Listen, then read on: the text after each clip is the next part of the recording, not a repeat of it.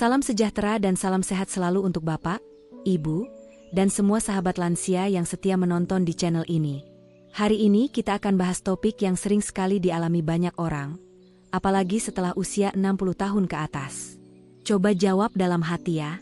Pernah nggak, waktu sedang duduk lama, atau bangun dari tidur, tiba-tiba kaki atau tangan terasa kebas, seperti ditusuk jarum, atau seperti digerayangi semut?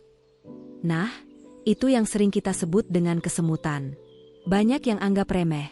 Padahal kesemutan bisa jadi tanda awal dari gangguan saraf, peredaran darah, atau bahkan gejala penyakit serius seperti diabetes atau stroke ringan.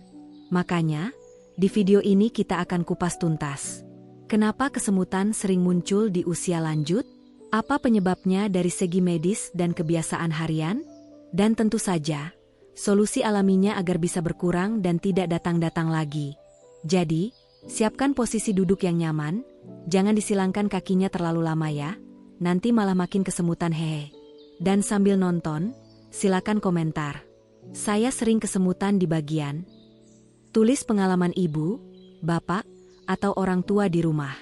Siapa tahu bisa saling berbagi solusi. Oh ya, kalau belum subscribe, yuk pencet tombolnya sekarang. Karena setiap minggu kami bahas topik kesehatan yang penting untuk bapak dan ibu lansia, supaya tetap sehat, mandiri, dan gak merepotkan anak cucu. Kita mulai sekarang.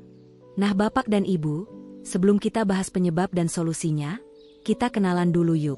Apa sebenarnya yang terjadi saat tubuh kita kesemutan? Kesemutan itu dalam istilah medis disebut paresthesia. Tapi jangan khawatir, istilahnya saja yang ribet. Penjelasannya gampang kok.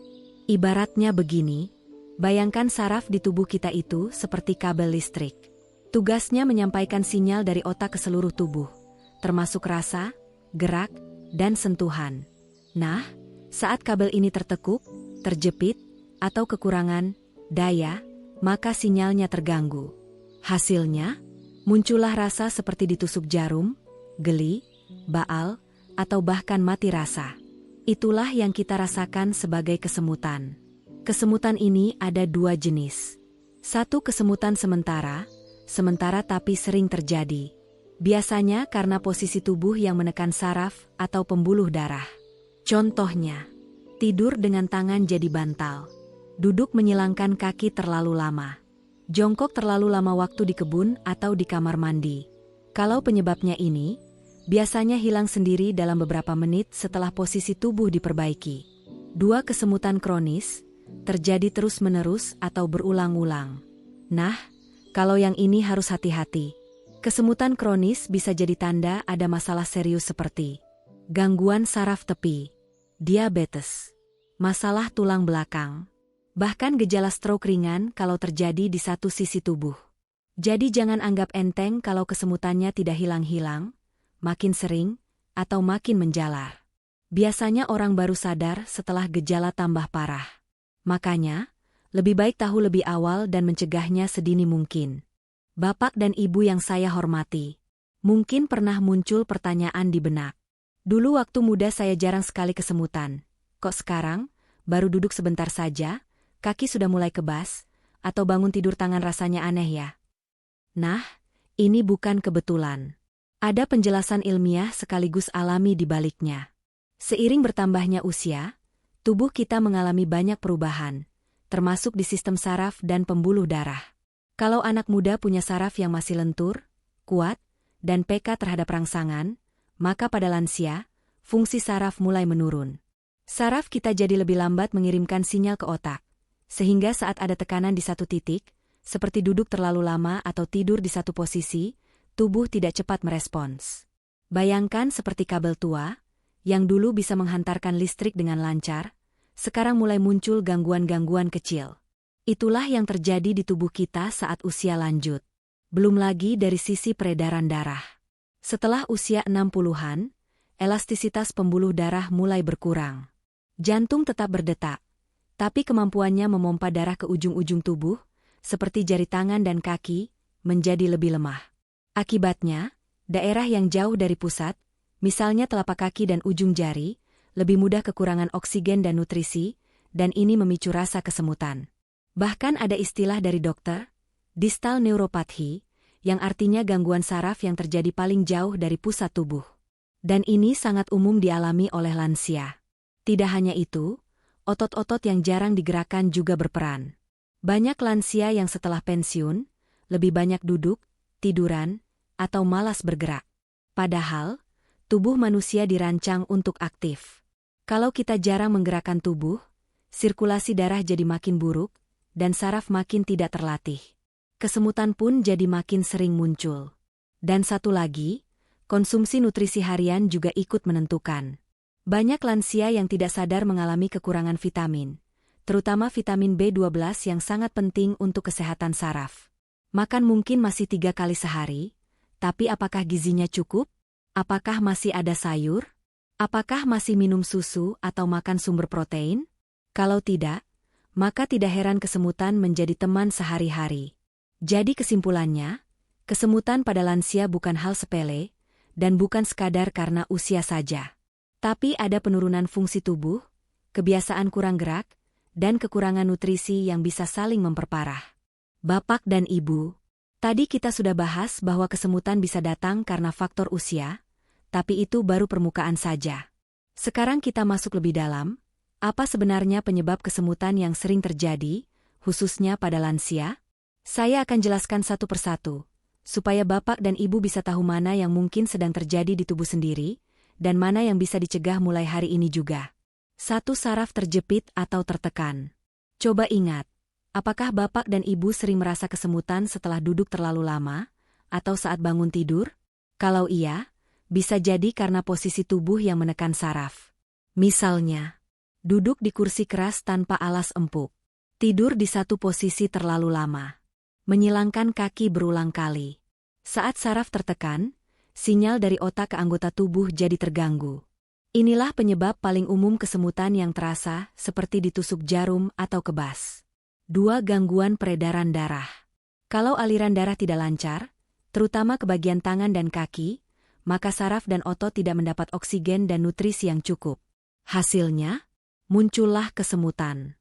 Biasanya ini terjadi saat duduk terlalu lama tanpa gerak, kurang bergerak setiap hari, atau memang sudah ada penyakit pembuluh darah seperti kolesterol tinggi atau penyempitan arteri.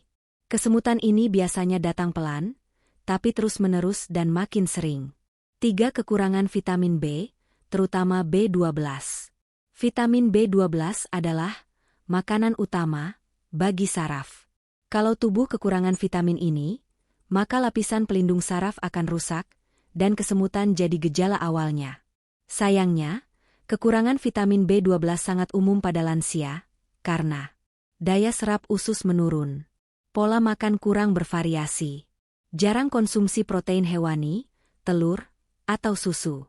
Kesemutan karena kekurangan vitamin ini biasanya terasa di kedua tangan atau kedua kaki sekaligus, dan bisa menjalar perlahan. 4. Diabetes dan gula darah tidak terkontrol. Bapak dan Ibu, ini penting sekali. Diabetes adalah salah satu penyebab utama dari kesemutan kronis pada lansia. Gula darah yang tinggi dalam waktu lama bisa merusak saraf secara perlahan. Awalnya hanya kesemutan kecil di telapak kaki, tapi lama-lama bisa menjalar, bahkan menjadi mati rasa. Ini sering disebut dengan neuropati diabetik. Kalau sudah begini, kita harus segera atur pola makan dan konsumsi obat secara teratur. 5. Penyakit tulang belakang atau sendi. Masalah seperti saraf kejepit di tulang belakang, sendi yang aus, osteoartritis, atau tulang bergeser bisa menjepit saraf-saraf utama. Akibatnya, sinyal dari otak tidak bisa sampai dengan baik ke tangan atau kaki. Kesemutan yang muncul karena ini biasanya disertai nyeri, terutama saat bergerak. 6. Efek samping obat-obatan. Kadang, obat yang kita minum secara rutin juga bisa menyebabkan kesemutan. Contohnya, obat kemoterapi, obat HIV, obat untuk tekanan darah tinggi atau kolesterol. Kalau Bapak dan Ibu mulai merasakan kesemutan setelah mengganti obat, sebaiknya konsultasi ke dokter. 7. Faktor psikologis dan stres. Ini yang sering tidak disangka. Stres berlebihan, kecemasan, atau depresi ringan juga bisa memicu kesemutan. Kenapa? Karena saat stres, tubuh memproduksi hormon yang mempersempit pembuluh darah dan membuat aliran darah ke ujung tubuh berkurang. Ditambah lagi otot jadi tegang, dan saraf jadi lebih sensitif. Bapak dan Ibu, memang benar. Kesemutan itu kadang terasa sepele. Apalagi kalau hanya muncul sebentar, lalu hilang sendiri. Tapi, tidak semua kesemutan boleh dianggap enteng. Ada beberapa tanda penting yang harus Bapak dan Ibu perhatikan. Karena kalau dibiarkan, bisa jadi itu adalah tanda awal dari penyakit serius. Berikut ini beberapa tanda kesemutan yang sebaiknya jangan diabaikan. 1. Kesemutan terjadi terus-menerus, hampir setiap hari. Kalau kesemutan muncul lebih dari 1 kali dalam sehari, atau terjadi hampir setiap hari tanpa sebab yang jelas, itu bukan lagi kesemutan biasa. Apalagi kalau sudah berlangsung lebih dari 1 minggu. Segera periksa, karena bisa jadi itu tanda kerusakan saraf yang sedang berlangsung. 2. Kesemutan disertai rasa nyeri atau panas seperti terbakar. Kesemutan yang hanya terasa geli atau baal, masih tergolong ringan. Tapi kalau mulai terasa seperti terbakar, tertusuk-tusuk tajam, atau nyeri menusuk, itu bisa menandakan ada peradangan atau kerusakan saraf yang lebih serius. Biasanya ini terjadi pada penderita diabetes atau saraf terjepit. 3. Kesemutan hanya di satu sisi tubuh, misalnya kanan saja. Kalau kesemutan hanya terjadi di sebelah tangan atau sebelah kaki saja, dan terasa tidak wajar, Bapak Ibu harus waspada. Ini bisa jadi tanda stroke ringan atau gangguan pada otak.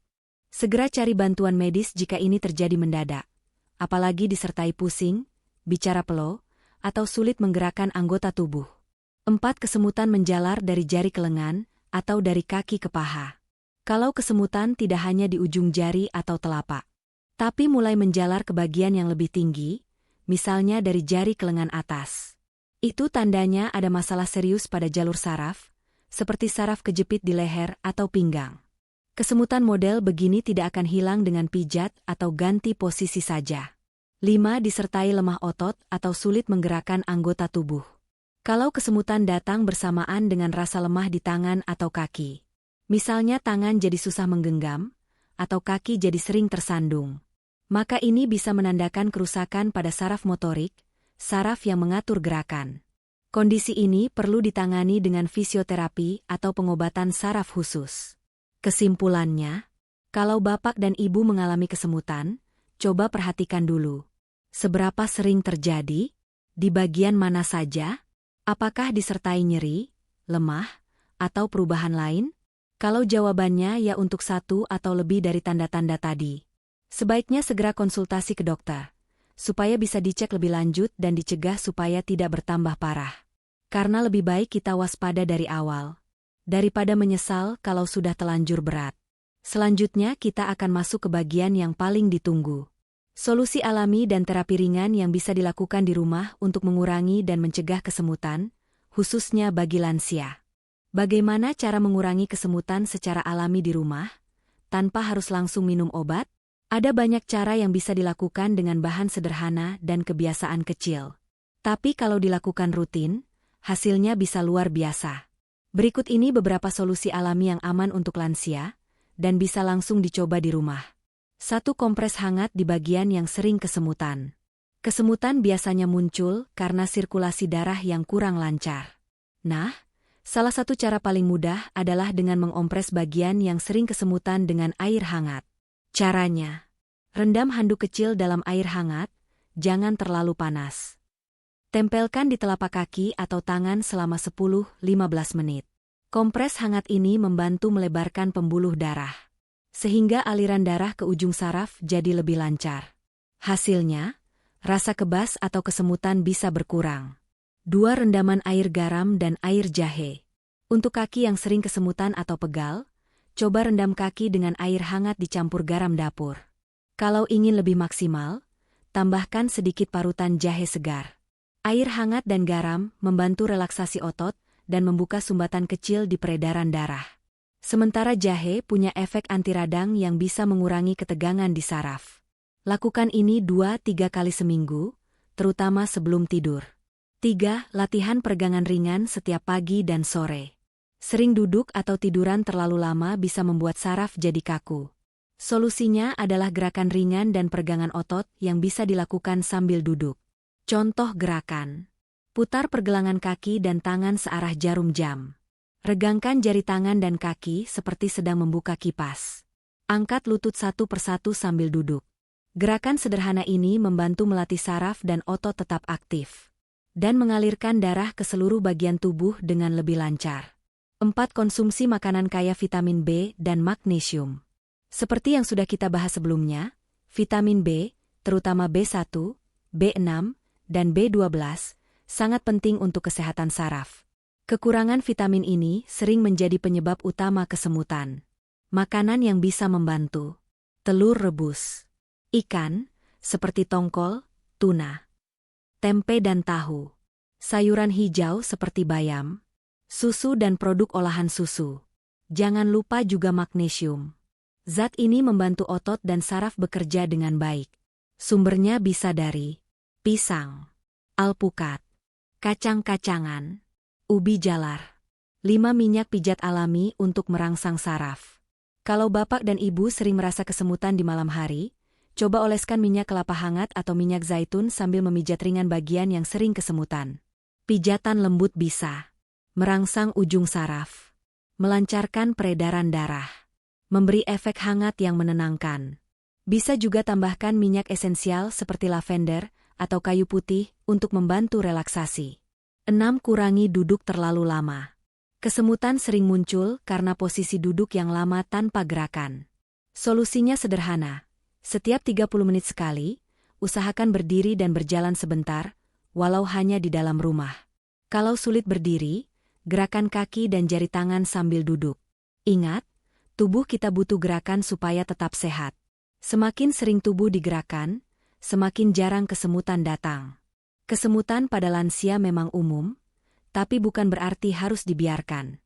Dengan perawatan alami yang teratur, bapak dan ibu bisa mengurangi frekuensinya secara signifikan.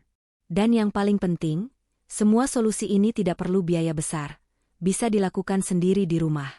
Bapak dan ibu, walaupun banyak cara alami yang bisa dilakukan di rumah, kadang kesemutan butuh bantuan dari tenaga medis. Kenapa begitu? Karena tidak semua kesemutan disebabkan hal ringan. Ada juga yang jadi tanda penyakit serius seperti diabetes, stroke ringan, atau saraf kejepit. Nah, berikut ini beberapa kondisi yang perlu diperiksa oleh dokter. 1. Kalau kesemutan terjadi terus-menerus dan tidak hilang. Kalau bapak dan ibu mengalami kesemutan setiap hari selama lebih dari seminggu, apalagi jika makin meluas ke bagian tubuh lain, maka sebaiknya langsung periksa ke dokter.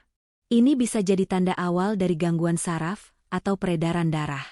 2. Kalau kesemutan disertai lemah, nyeri, atau sulit bergerak. Kesemutan yang disertai rasa nyeri seperti ditusuk, kelemahan otot, atau tangan kaki terasa berat digerakkan, harus segera ditangani, karena bisa menunjukkan kerusakan saraf yang lebih dalam. 3. Kalau bapak atau ibu sudah punya riwayat penyakit seperti diabetes atau stroke.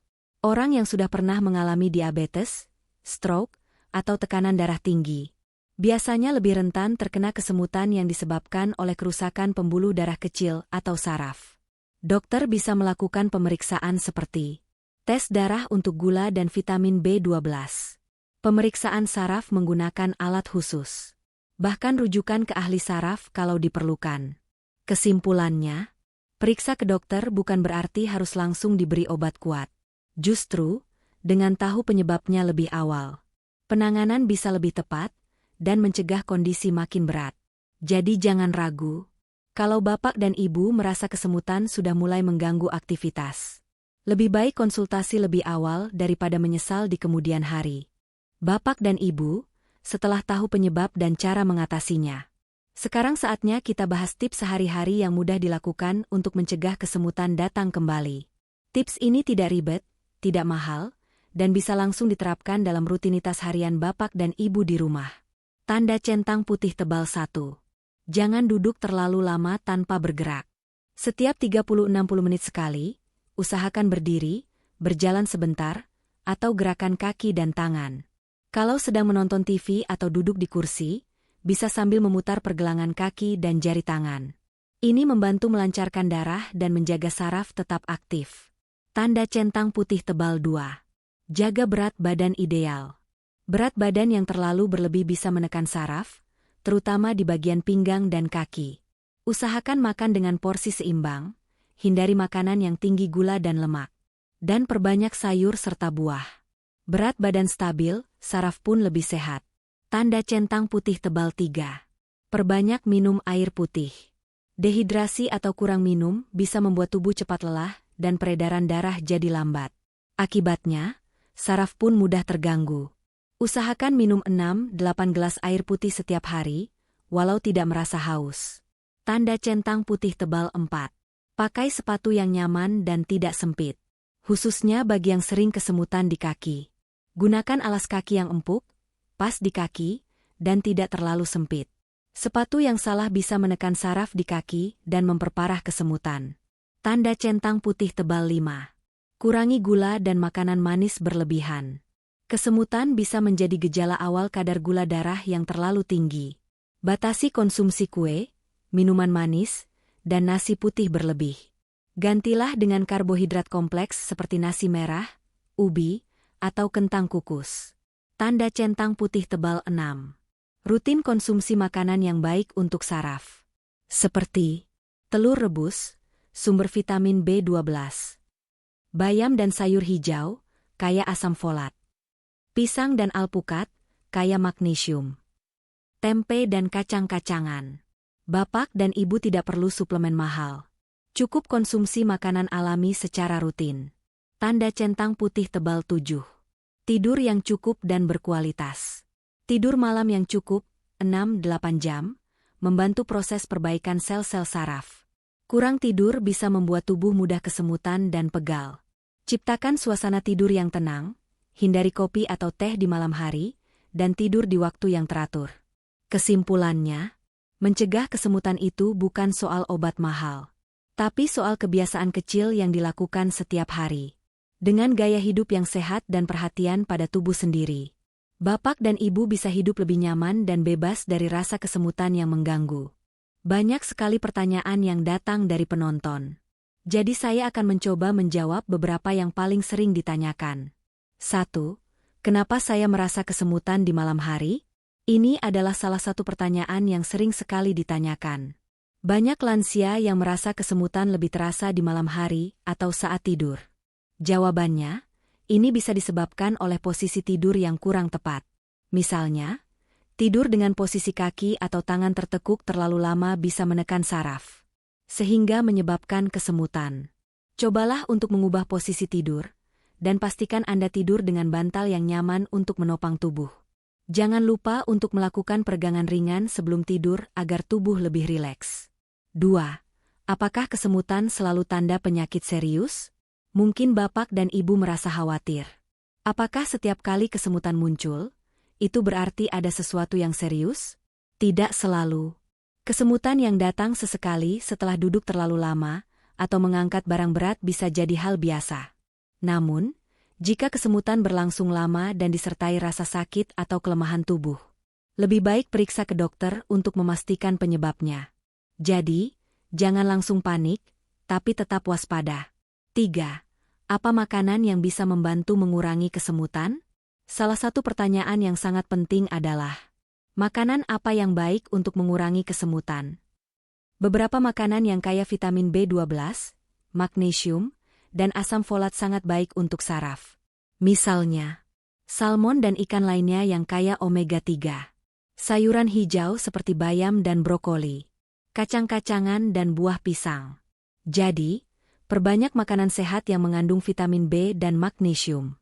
Dan hindari makanan yang bisa memperburuk masalah saraf, seperti makanan olahan berlemak. 4. Apakah olahraga bisa membantu mengatasi kesemutan? Jawabannya, tentu bisa.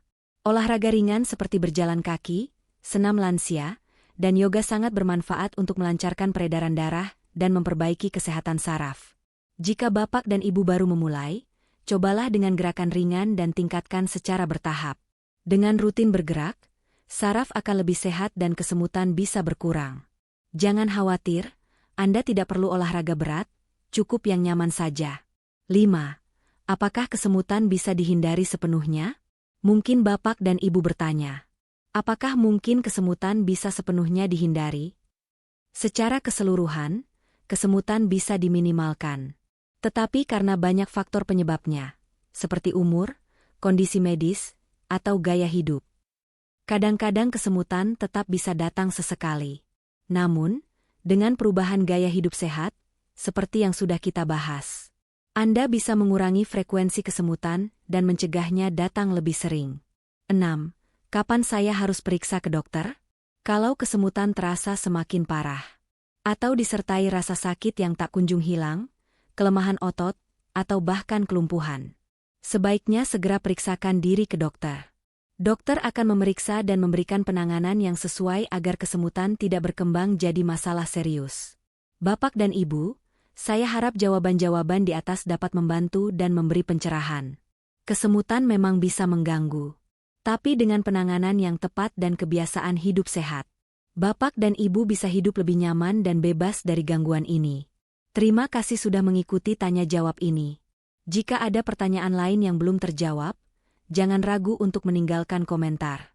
Saya akan senang hati menjawabnya di video berikutnya. Bapak dan Ibu, kita sudah sampai di akhir video hari ini. Dan saya harap informasi yang saya bagikan tadi bermanfaat untuk Anda semua. Ingat, kesemutan bukanlah hal yang harus dikhawatirkan. Selama kita tahu penyebabnya dan tahu bagaimana cara mencegahnya, kita bisa terus menjaga tubuh tetap sehat dan aktif. Sebelum saya mengakhiri, saya ingin mengucapkan terima kasih kepada Bapak dan Ibu yang sudah menonton hingga akhir. Saya senang bisa berbagi informasi yang berguna untuk kehidupan sehat lansia. Jangan lupa untuk like dan subscribe jika Anda merasa video ini bermanfaat. Dan bagi yang sudah menonton, saya ingin mendengar lebih banyak pendapat dan pengalaman dari Bapak dan Ibu. Apa sih yang biasanya Bapak dan Ibu lakukan ketika merasa kesemutan? Apakah ada tips atau pengalaman yang ingin dibagikan? Tuliskan di kolom komentar di bawah, karena saya ingin membaca dan belajar dari cerita Anda. Selain itu, saya ingin bertanya kepada Anda semua. Apakah ada topik kesehatan lainnya yang ingin Bapak dan Ibu pelajari lebih dalam? Mungkin tentang gerakan ringan untuk lansia, atau makanan sehat untuk jantung? Atau topik lainnya yang menurut Anda penting untuk dibahas? Tulis ide-ide Anda di komentar. Karena saya selalu bersemangat untuk membuat konten yang sesuai dengan kebutuhan dan minat Anda. Sekali lagi, terima kasih telah menyaksikan video ini. Jaga kesehatan, tetap aktif, dan jangan biarkan kesemutan menghalangi kebahagiaan Anda. Sampai jumpa di video berikutnya. Salam sehat dan semangat.